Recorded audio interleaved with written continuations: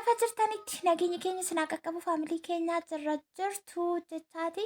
Har'a ammoo deebinee dhufnee jirra. Samoona kana viidiyoo akkasuma hojjechuun natti mijatee hin jiru baay'ee tokko viizii waan hin ta'eef hin badee akkasiin nu eeggachaa nu yaadaatii jirtanii abdiin qabaa. Kanaaf akka nu dagannee eessa jirtu jettanii akkasiin nu iyyafattanii asumarraatiin dhaamsa isiniif dabarsaa. Guyyaan kaleessaa guyyaatti sooma guddaa kan jeelama soomanii gara hiika faasikaatti dabarsu sanatu qabama ture.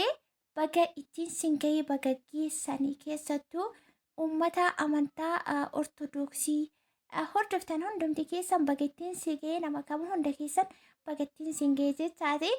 Ani immoo mudannoo addaatu na mudate jechuudha. Wanta na mudateen asumaan isinii qoodaa viidiyoo baay'ee gabaabduu taate wayii tokkoon isinii qabadhee dhufe. Haga xumuraatti na waliin tura. Akkasuma laayik sheer gochuun keessan asaba staayitii keessan akka nurraan hambifannee akka nurraan qusannee waliin qabnee nagaanis immoo waaqayyo warra waliinii kun waa taasisuu kan keessas kan alaas kan maatii isaa bira jirus kan irraa fagoo jirus walumaa galasaatti kan soomus kan hin soomnis nagaan ittiin haa ga'u jechuun barbaada. Yaa nagas maraayyaana kana kabajuufis wanti intinaa jedhe hin jiru. Wanti sin ajaa'ibu immoo mudannoon koo maal seetanii gaafa qidaamee galgalan dhaga'e jechuudha.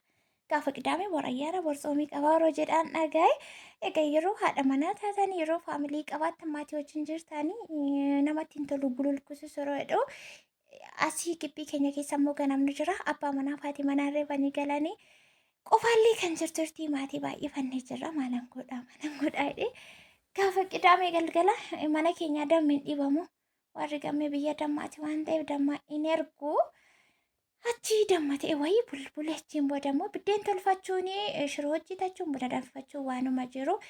Achi qophii ayyaanaati kun isin jechuu qotoon taane warruma gibbii keessa jiran galgala iraata nyaadhaa jennee haala kanaatiin yaa'u waan fakkaatu argitanii jirtu. Fedhii ayyaana kana kabajuus ayyaanni isaas gaafa qidaamee galgala dhaga jechuudha. Kan kaleessaa ta'uusaa viidiyoo kana immoo galgaladha kana waraabee. Achiin booda daabboo wayis tolchee biddeenni akkuma tolchamutti yeroo hundumaa nama nyaanname deera. Isa booda iraata nyaadhaa jedhee akkasitti waamee amma kana eegaatii jirraa kaameraa as kaa'eetiin gara manaatti deebi'ee samoona kana bakka baay'ee tokko natti mijachaa hin jiru. Haalli tokko waan itti biizii taanu tokkotu nu mudatee jira. Sanaan qabattanii baddanii jettanii akka nun irraanfanne piliis sabiskiraayibii gochaan jirtan, laayikii gochaan jirtan, sheerii gochaan jirtan.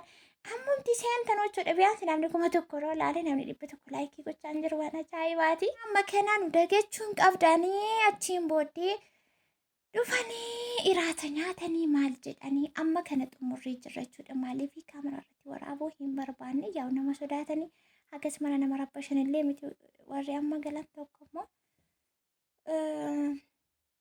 innaa amma nyaannee xumurrii simbiloo kaameraan asirra jira. Kanatti yaane wanti nuti itti darbinu bunatu danfee jira. Daabboon illee jira.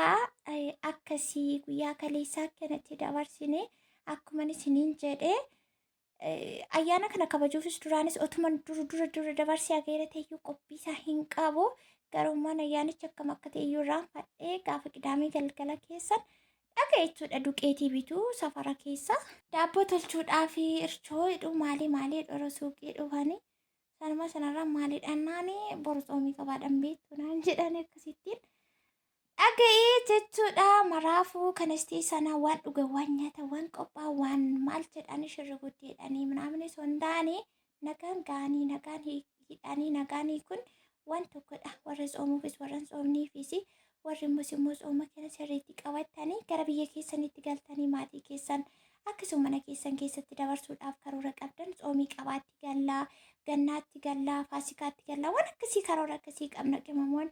Anis immoo bara mana madaamii keessa ture karoora akkasii qabaachaan ture waan ta'eef waaqayyo nagaan isinaa fiduu gara maatii keessaniitti akkuma soomii kana qabattan nagaan immoo biyya keessan keessatti galchee isinaa hiiksisuu warra nagaan eegu isinaa taasisuu jechuun barbaada. Amma kana buna dhuguudhaaf taa'utti jirra. Guyyaa kaleessaan itti fakkaata. Namni wayii Abiraam Tarree warri beektu kiristaanonni faarfannaa baasee albama eebbisiisaa jedhani sana laalla jennee ayibaatii wayiin askaa jira jechuudha. Gama teenya hundumtuu ilaalu jennee TV irratti nu bahuu didee Isa sirreessaatii jira kottaa buna dhugaa daabboo nyaadhaa isiniin jennee isin affeerree jirra waan qabnuu fi qabannetti isin affeerreetu jirra. Daabboo immoo akkamittiin an toshee seetan qoccoo barbaadeen ture silaa gaafa qidaamee gabaatii bituun qaban ture. Gabaa hin deemne gaafa qidaames gabaa hin deemne erga galgala keessa naannoo sa'aatii sagalii booda ayyaana ta'uu immoo kanan dhagaye achi akkasumatti jechuudhaan daabboo kanan tolchee yaa qoccootiin yeroo toshamu yookaan baalaa yeroo toshamu fooliin isaallee baay'ee tokko namatti tola. Garuu immoo eeleen ani qabu sun yookaan ooveniin kan daabboo suni kan midhaawwatan kanaan dura meeqa isinitti agarsiiseen ture ooveniin kan daabboo jiru jechuudha. Inna hin gadhiisa inni. Hin gadhiisa akkasumatti wayii alumineemiin qabu wayii waraqaa wayiin qabu akkamitti gadhiisa wattan hinuma gadhiisa jechuudha daabboo baay'ee inni itti yaadan hojjetaniif inni akka dingataa hojjetanii garaagarummaa qaba. Yeroo tokko tokko wanti itti yaadanii hojjetan nama jalaa tabalasha akka dingataa wayii hojjetan baay'ee tokko bareeda. Daabboon baay'ee bareedaa ta'e baay'ee mi'aallee ture. Akkas kunoo keessummaa keenya waan qaqqabnu xoxxooxachaa asaatii jiru jechuudha. Kunoo isheen gara gadii teessu kun surreen bicaa irraa mul'atu abbaa manaa qabdi. Yaa fuula isaanii akkasuma waraabuuf anis immoo galgala malan qabu baay'ee natti qorraa waan meeqatu jira.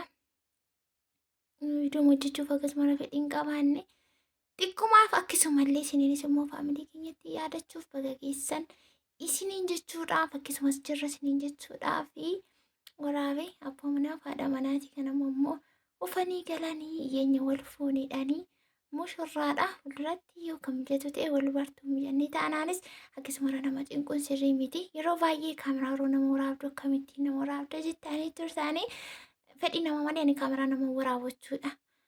Akkasumallee viidiyoo darbee mana ofiitti kana viidiyoo waraabee fedhii isaanii bakka hundi isaanii baay'ee kolfu baay'ee taphachaa turanii gaafa viidiyoo sana waraabu dubartoonni mana ofiitti sanatti argamanii kanaaf zim jedhanii kaameraa namatti qabuun seeraan alaa jechuudha.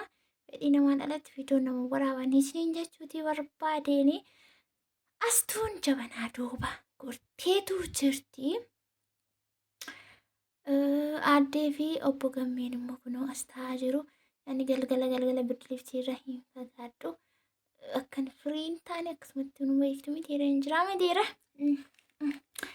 Akkasii qaaqimamochee kanarra jirraa wanti ilaalaa jirraa. Innis immoo viidiyoo wayii ibaadee irra ilaalaa irra yuutuubii irratti nu hojjechuu didee har'a miti kaleessa viidiyoon kuni Abiraam Tarree Faarfannaa ajaa'ibaati waaqessa gargaaree baasee albama lamaffaa tokkoffaa eebbisiisedhani isa ilaalaa haasaa jirraa jechuudha. Innaa kana fakkaata. Laayikiin keessan maaliif dagatama? Sabiskiraabiin maaliif 25 hin galu? Biyaansi 25 jechuudha. Chaayinaalli kun erga banamee jechuudha. Barasaa otoo gadi buutanii ilaaltanii gudiima jettu. Innaa akkas ta'uu hin qabnu isiniin jechuutii barbaadeenii caccabsiisaa maatii ta'a sabiskiraabii godhaa. Akkasumallee viidiyoo laayikii godha. Laayikii yeroo gootan maal godha seetan viidiyoo gara biraatti dabarsa jechuudha. Isuma kanammoo kan akka saantiba keessaa baasee namaa kennu harkasaa guduunfatee aboottatee kan hin banamne wayii kan qabatudha. Kana ta'uu hin qabu. Nuti nama waan ta'eef akka namummaa keenyaatti wal jajjabeessuutii qabna. Hin bannuu deebinee dhufnaa nagaa fayyaa nu ta'a baay'ee sin jaallanna.